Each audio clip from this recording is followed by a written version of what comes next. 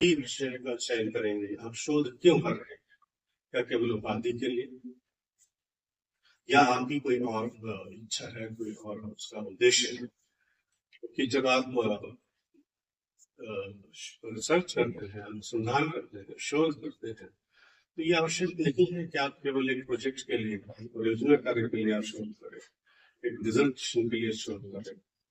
ये शोध आप अपने किसी उद्देश्य के लिए भी कर सकते हैं।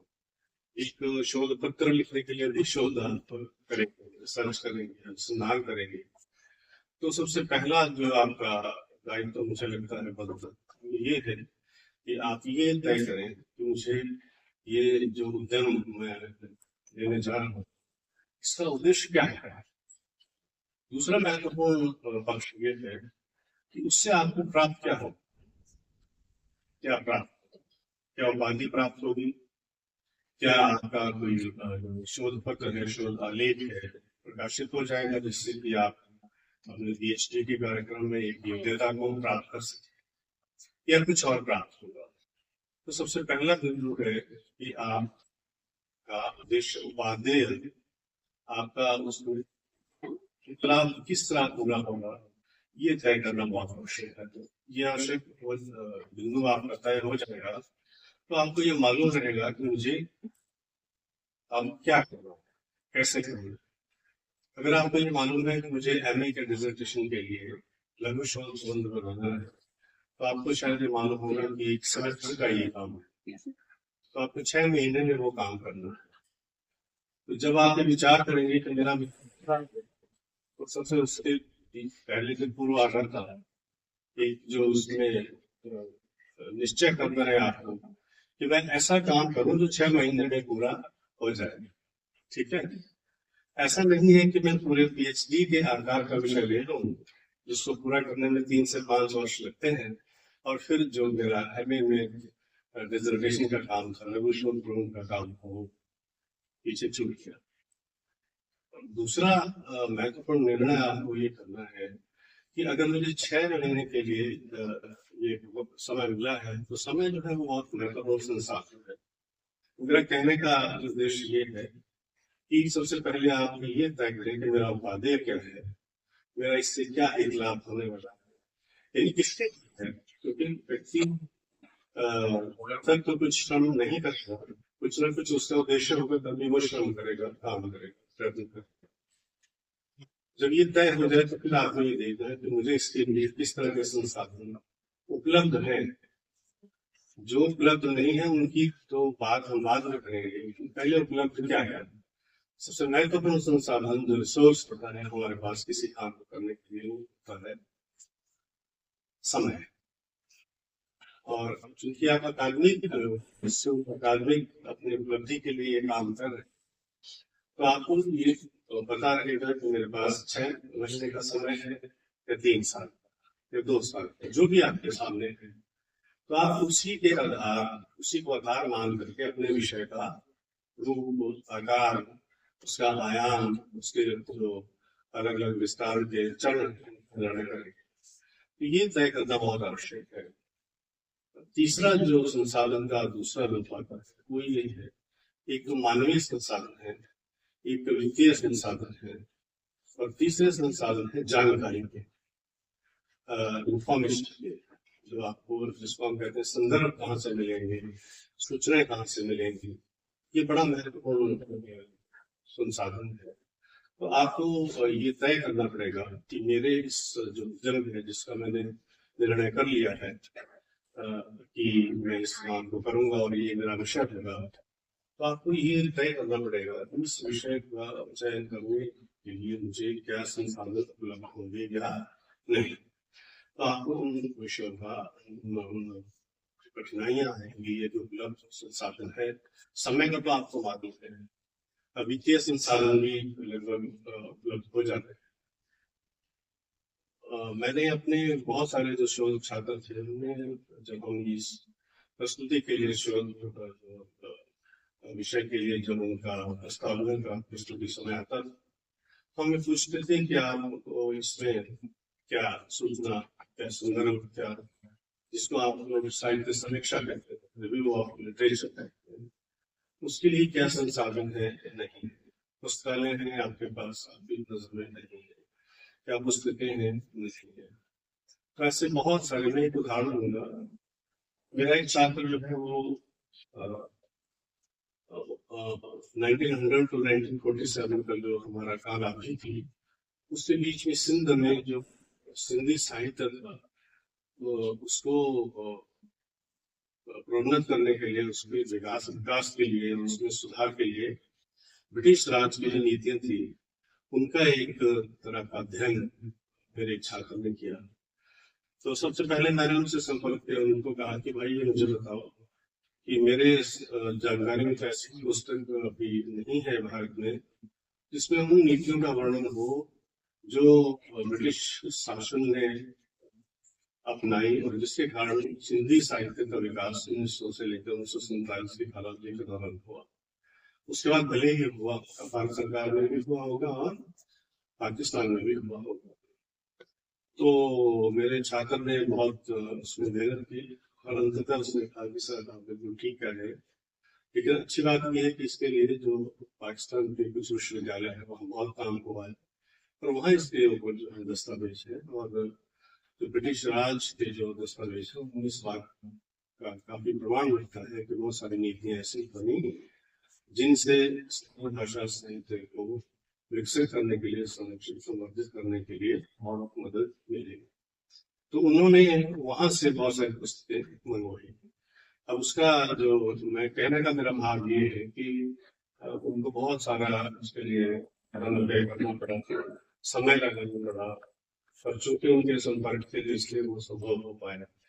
तो कई बार ऐसा हो जाता है कि हम ऐसे विषय का चयन नहीं लेते जिसके लिए हमें भले सहायक सामग्री है, संदर्भ सामग्री है, वो हमें लगता है कि उपलब्ध है, लेकिन विषय की उनका आधार पर क्या वो प्रासंगिक उपयोगी पर्याप्त होगी, ऐसा भी आपको विचार करना चाहिए, बहुत आवश्यक है। इस तीसरी बात जो महत्वपूर्ण बात में हमेशा हम अपने छात्रों से हमेशा कहते रहते हैं कि आप इसकी अपने जो परियोजना या जो शोध प्रबंध है वो लघु हो चाहे बृहद आकार हो, इसके लिए एक रिवर्स काउंटिंग उल्टी गिनती का कार्यक्रम तैयार कीजिए। अगर आपको ये मालूम है कि 6 महीने में मुझे लघु शोध प्रबंध तैयार करना है, तो आप ये मान के चलिए कि मेरा अंतिम काम क्या होगा। क्या उस काम को मैं 6 महीने की अवधि में प्रस्तावना के निर्धारण, स्वीकृति, उसके बाद इसकी भूमिका है, जो निर्णय है वो, और अध्याय लिखना, अपने जो निदेशक है, शोध पर्यवेक्षक है, शोध निदेशक के जो परामर्श है उनके अनुभव को उसको ढालना, और क्या क्या जो निर्णय बातें हैं क्या वो सब आप कर पाएंगे, और कब आपकी प्रस्तुति जो है वो निर्धारित है, क्योंकि एक सेमेस्टर का जितना समय है उससे आगे तो आप उसको नहीं ले जा पाएंगे। PhD मेरी अगर 3 से 5 साल की अवधि है, जो भी आपकी अवधि निर्धारित है, तो उसका भी आपको थोड़ा सा संज्ञान रखना चाहिए। और हम हमेशा ये बात, जिन लोगों ने इस चीज को गंभीरता से लिया, उनका जो शोध का कार्य है वो समय से पूरा हुआ। तो ये शोध कार्य के विषय के निर्धारण से बात प्रारंभ होती है और उसका पहले से ही संबंध उसके जो परिणति है, शोध प्रबंध तैयार हो जाएगा। उसकी प्रस्तुति तब संभव हो पाएगी जब आपका विषय का जो चयन है वो व्यवहारिक होगा। केवल सैद्धांतिक रूप में, जैसा मैंने पहले भी कहा था कि सिद्धांत हमारी विचार और चिंतन प्रक्रिया को एक आधार देते हैं, लेकिन उसके क्रिया में क्या क्या अलग अलग विचलन होते हैं, क्या क्या कठिनाइयां आती है, ये सारे व्यवहार के बाद ये पता चलता है। तो अपने जो निर्णय है उसको व्यवहारिक धरातल पर आप देखिए, व्यवहारिक धरातल पर देखने के बाद आप उसमें बहुत सारी चीजें स्वतः हो जाएगी।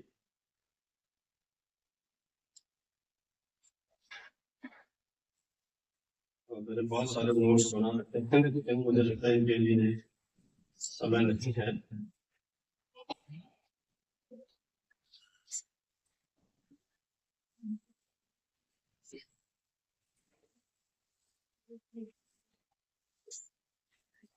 तो इसमें सबसे पहली बात जो आती है वो आती है क्या करेंगे आप। ये जो बिंदु है यहाँ आ जाएगा क्या करेंगे। दूसरा बिंदु आ जाएगा क्यों करेंगे, जो मैंने अभी बात की। तीसरा बिंदु आपका आ जाएगा कब करेंगे। ये आपको ध्यान खास तौर पर जब हम शोध या रिसर्च के विषय के चयन की बात करते हैं तो हम ये कोशिश करते हैं कि जो पहले के हमारे 3 सेमेस्टर हैं उसमें कुछ ना सोचें शोध के बारे में। केवल आखिरी सेमेस्टर में जब हम पहुंच जाते हैं तब हमें लगता है कि हाँ मुझे तो एक शोध प्रबंधक है, अब इस शोध प्रबंधक को मैं कैसे ले। तीसरा जो बिंदु है वो है कब। तो आपको ये थोड़ा सा निर्णय कर लेना चाहिए कि मुझे क्या करना है और किस। चौथा बिंदु है कैसे करना, ये आपका कैसे करना। और पांचवा बिंदु हो जाएगा कब। तो अगर पहले की बात की जाए कि मुझे क्या करना है, शोध प्रबंध आपको बनाना है, शोध करना है, क्यों करना है। तो मैंने जैसे आपसे पहले कहा कि आपका उद्देश्य क्या है, क्या आप रिसर्च पेपर लिखने जा रहे हैं या क्या आप एक एमए की उपाधि के लिए शोध बनाने जा रहे हैं या क्या पीएचडी कार्यक्रम के लिए इसको कर रहे हैं या आप किसी परियोजना से जुड़े हुए हैं उसके लिए आप एक शोध पत्र बना रहे हैं, रिसर्च पेपर लिख रहे हैं या कोई प्रोजेक्ट है, प्रोजेक्ट के लिए कोई एक कंपोनेंट है, संभाग है, उसमें आपका शोध का कुछ भाग है, उसको आप पूरा कब करेंगे। तो ये आपको तय करना है कि अगर आपको चौथे सेमेस्टर में करना है तो विषयों पर जो विचार है वो दूसरे सेमेस्टर से ही शुरू हो जाना चाहिए कि अगर मुझे ये डिसर्टेशन तैयार करना है तो क्या डिसर्टेशन मैं बना सकता हूँ। चौथे सेमेस्टर में आते आते समय क्या होगा, या एनरोलमेंट जब आपका नामांकन होता है तो तब आपको एक शोध प्रस्ताव प्रस्तुत करना होगा और उस प्रस्ताव में आपको वो सब चीजें देनी होंगी जो आपको आगे करनी है। तो उसके लिए थोड़ी लंबी तैयारी हो तो आपकी प्रस्तुति अच्छी रहती है। अब कैसे हो ये अगर आप विचार नहीं करेंगे, अब अगर आप ये करेंगे मुंशी प्रेमचंद के साहित्य का एक अवलोकन मान लीजिए, तो वो इतना बड़ा विषय है कि आप किन किन जो उनके लेखन के आयाम हैं उनको उसमें शामिल कर। तो आपको ये निर्णय करना है कि क्या आलोचना की दृष्टि से देखा जाए, कहानी के शिल्प की दृष्टि से देखा जाए, गद्य साहित्य को जो है अवदान है उसकी समीक्षा की जाए, ये क्या है। फिर कैसे करेंगे आप हमको ये क्या साधन कहाँ से मिलेंगे। अब देखिए मुझे बहुत साल पहले का एक आर्टिकल है, लेख मैंने पढ़ा था, इसमें शोध को लेके एक बड़ी चिंता भी थी और वो चिंता इतनी मुझे अच्छी लगी कि मैंने उसको बार बार पढ़ा। उसमें लिखा था कि शोध की दिशा और दशा को लेकर के गंभीर चिंता जाहिर की गई। उसमें कहा कि रामायण और महाभारत पर लगभग 10-10 हजार रिसर्च डिसर्टेशन और फिक्शन लिखे जा चुके हैं, लेकिन दुख ये होता है वेद में भी जो गंभीर होते हैं उन पर विचार नहीं है। उन पर विचार किया कि प्रकृति का चित्रण, नारी चित्रण, इस तरह का चित्रण, कोई भी ठोस काम जो है वो उन पर दिखाई नहीं देता है। तो हो सकता है कि वो उनके जो स्तंभकार थे, उनके अपने उनके पत्रकार होने के नाते जो स्तंभकार हैं उनकी टिप्पणियां बड़ी बेबाक होती हैं, लेकिन उन्होंने ये तय किया कि देखिए गंभीर जो शोध है उसकी बड़ी आवश्यकता है। किसी एक विषय पर असंख्य प्रकाशनों का मतलब ये नहीं है कि उसमें जो उस विषय पर बड़ी गंभीर शोध की जो एक रीति है वो पनप पाई।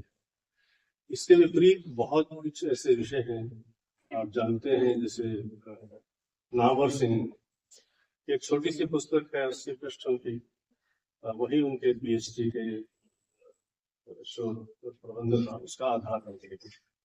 तो बहुत विदेशी विश्वविद्यालयों में केवल एक छोटा सा रिसर्च पेपर भी अगर कुछ नवीनता लिए हुए हैं, जिसको हम कहते हैं नोवेलिटी है, उसमें नवीनता है, कुछ उसमें मौलिकता है, कुछ उसमें निष्ठा है, तो वो आपके शोध के लिए बड़ा एक ठोस आधार बन सकता है।